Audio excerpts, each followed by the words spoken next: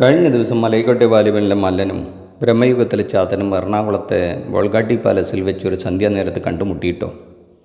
മല്ലൻ ഒരു വലിയ മൽപ്പിടുത്തമൊക്കെ കഴിഞ്ഞ് ഒരു ചാരുബെഞ്ചിൽ അങ്ങനെ മയങ്ങിക്കിടക്കുകയാണ്.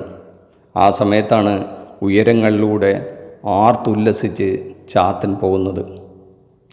മല്ലൻ താഴെ ഇങ്ങനെ മയങ്ങിക്കിടക്കുന്ന കാഴ്ച കണ്ടപ്പോൾ ചാത്തൻ മെല്ലെ താഴെ ഇറങ്ങി വന്ന് മയക്കത്തിലായിരുന്ന മല്ലനെ ഒന്ന് തൊട്ടു വിളിച്ചു. മല്ലൻ പതിയെ കണ്ണു തുറന്നു നോക്കുമ്പോൾ ബ്രഹ്മയുഗത്തിലെ ചാത്തൻ്റെ ഭ്രമിപ്പിക്കുന്ന കൊടുമ്പിരി കൊള്ളുന്ന ചിരി. മല്ലനൊന്ന് ചമ്മിപ്പോയി.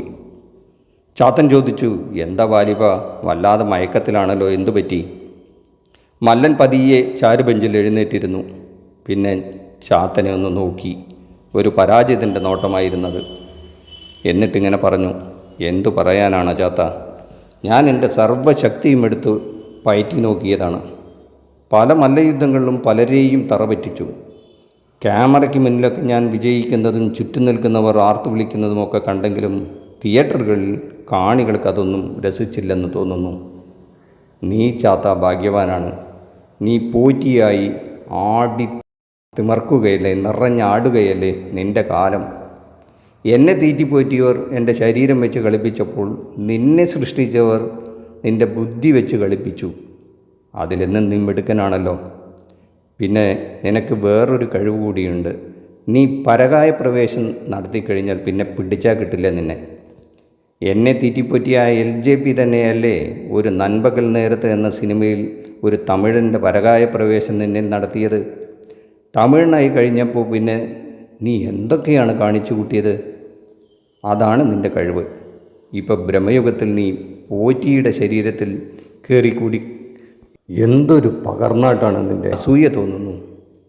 ഇതൊക്കെ കേട്ടുകൊണ്ടിരുന്ന ചാത്തൻ മെല്ലെ വാലിബൻ്റെ തോളിൽ തട്ടി വാലിബനെ സമാധാനിപ്പിച്ചു. വാലിബ, നിനക്ക് തിയേറ്റർ യുദ്ധത്തിൽ ഒരു പക്ഷെ പ്രതീക്ഷിച്ചത്ര വിജയിക്കാൻ പറ്റിയിട്ടുണ്ടാവില്ല. അത് നിൻ്റെ കുറ്റം കൊണ്ടല്ല. നീ ആവുന്നത്ര കിണഞ്ഞു നോക്കിയിട്ട് ജയിച്ചിട്ടില്ലെങ്കിൽ അതിന് വേറെ കാരണങ്ങളുണ്ടാവും.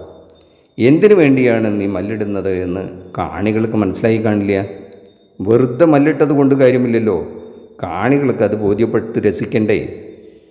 നമ്മുടെ ഈ പ്രായത്തിൽ ഇനി ഈ ശരീരം വെച്ചുള്ള യുദ്ധത്തേക്കാൾ നല്ലത് ബുദ്ധി വെച്ചുള്ള കളിയാണ്.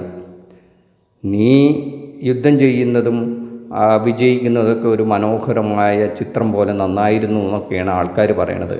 പക്ഷേ അതിലെ തൻ്റെ മല്ലൻ കഥാപാത്രം ഒരു ലക്ഷ്യബോധമില്ലാതെ പോരാടുന്നതായിട്ടാണ് അത്ര കാണികൾക്ക് അങ്ങോട്ട് തോന്നിയത്. അങ്ങനെയാണ് ആ പുറത്ത് പറഞ്ഞു കേൾക്കണത്. ഈ എതിരാളിയെ തോൽപ്പിക്കണതിനൊരു ഹരം അവർക്ക് തോന്നണല്ലോ. അതുണ്ടാവില്ല. കാര്യ കണ്ട എൻ്റെ കാര്യം തന്നെ നീ എടുക്ക്. ചാത്തൻ ബുദ്ധി വെച്ച് കളിക്കുകയാണ്. ഇരുന്ന ഇരിപ്പിൽ ചാത്തനല്ലേ, ഞാൻ ഭൂമി കുലുക്കിയ പോലും ജനം കൈയടിക്കും. അതാ കളി, അതാ ബുദ്ധി. അത് എന്നെ സൃഷ്ടിച്ചവർ ആ കളി കളിച്ചു. അതപ്പോൾ അവർക്ക് ഇഷ്ടമായി കാണും. ഇത് കേട്ടുകൊണ്ടിരുന്ന വാലിബൻ പറഞ്ഞു, ശരിയാണ് ചാത്ത, നീ പറഞ്ഞതാണ് ശരി. ഇനി നമുക്ക് ബുദ്ധി കൊണ്ട് കളിക്കുന്നതാണ് നല്ലത്. ചാത്തൻ വീണ്ടും വാലിബൻ്റെ തോളിൽ കൈയിട്ട് പറഞ്ഞു, നീ വിഷമിക്കേണ്ട വാലിബ. ബുദ്ധി കൊണ്ട് കളിക്കുന്നതിൽ നീ എന്നേക്കാൾ കേമനാണെന്ന് എനിക്കറിയാം. അത് നീ നേരത്തെ പലതവണ തെളിയിച്ചിട്ടുണ്ടല്ലോ. ഒന്നും വേണ്ട, 1-2 മാസം മുമ്പ് നീ നേരിൽ ബുദ്ധിമാനായ വക്കീലായി കസറിയതല്ലേ മോനെ. നീ എഴുന്നേൽക്ക്. നിന്നെയും കാത്ത് സെറ്റ് റെഡിയായിരിക്കുന്നുണ്ട്. കുറേ പേരവിടെ കാത്തിരിക്കുന്നുണ്ട്. ഒരു കാര്യം മറക്കണ്ട കേട്ടോ, ബുദ്ധി വെച്ച് കളിക്കണം. ഇത്രയും പറഞ്ഞ് ചാത്തൻ ഉറക്കെ ഭ്രമിപ്പിക്കുന്ന പഴയ ചിരിയും ചിരിച്ച് ഉയർന്നു പൊങ്ങി. മറ്റൊരു പരകായ പ്രവേശം നടത്തുമോ എന്തോ. ഇത് ഇത്രയും വെറുതെ ഒരു സാങ്കല്പികമായൊരു കോമഡി സ്കിറ്റ് ഉണ്ടാക്കിയതാണ് കേട്ടോ. ആർക്കും ഒരു പരിഭവം തോന്നരുത്. വെറുതെ ഒന്ന് എൻജോയ് ചെയ്യാൻ വേണ്ടിയിട്ട് വെറുതെ ഒന്ന് സങ്കല്പിച്ച് നോക്കി. ഒരു രസം. ആരും പരിഭവിക്കുന്നില്ല എന്ന് വിശ്വസിക്കുന്നു. ഈ ചാനൽ നിങ്ങളൊന്ന് സബ്സ്ക്രൈബ് ചെയ്ത് വെച്ചോളൂ. എല്ലാവർക്കും നന്ദി.